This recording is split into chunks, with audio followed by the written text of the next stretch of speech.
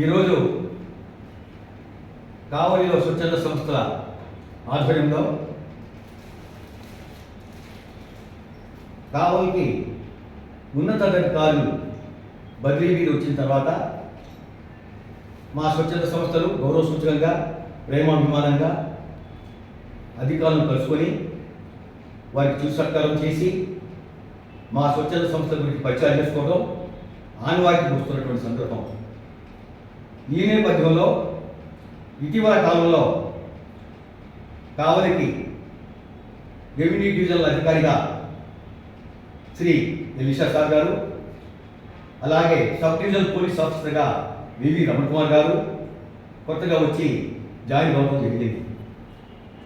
మేమందరం కూడా ఈరోజు ఎంతో ఆనందభరితంగా సంతోషంగా మరి అధికారులను కలుసుకొని వారికి ఒక చిరు సత్కారం దుశ్శాలవాతో పూల బొకేతో సత్కారం చేసి మా యొక్క స్వచ్ఛంద సంస్థల గురించి వారికి వివరించడం జరిగింది, పరిచయం చేయడం జరిగింది.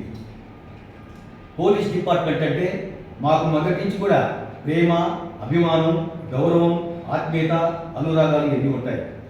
ఎందుకంటే ఇటీవల మా స్వచ్ఛంద సంస్థల్లో ఒక క్రియాశీలక సభ్యుల బంధువులు వర్గం వారి ఊరికి పోతూ ఇంటికి తాళం వేసిపోతే ఆ తాళం పాల్గొట్టి 8 సోల బంగారం చోరీ చేయడం జరిగింది. కావలి పోలీస్ డిపార్ట్మెంట్ వెంటనే మేల్కొని మా యొక్క అభ్యర్థులను పరిశీలించి ఆగమేఘాల మీద ఆ బంగారాన్ని రికవర్ చేసి వారి ఇంటికి చేర్చడం జరిగింది. చాలా సంతోషం విషయం. పోలీస్ అంటే ఒక గొప్ప నిర్వచనం ఉంది.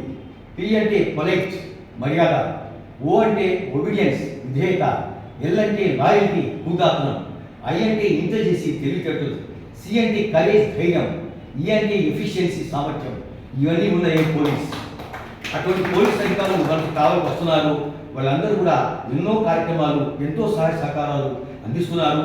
మా స్వచ్ఛంద సంస్థలు కూడా సార్ ఇక్కడ పుట్టిన చిన్న చిరుడు కూడా చాలన్నట్టు ప్రతి ఒక్కరు కూడా సార్ వారి పరిధిలో వారి సేవా కార్యక్రమాలు, సేవాభావంతో ముందుకు నడుస్తూ ఎన్నో మంచి కార్యక్రమాలు చేస్తుంటారు సార్.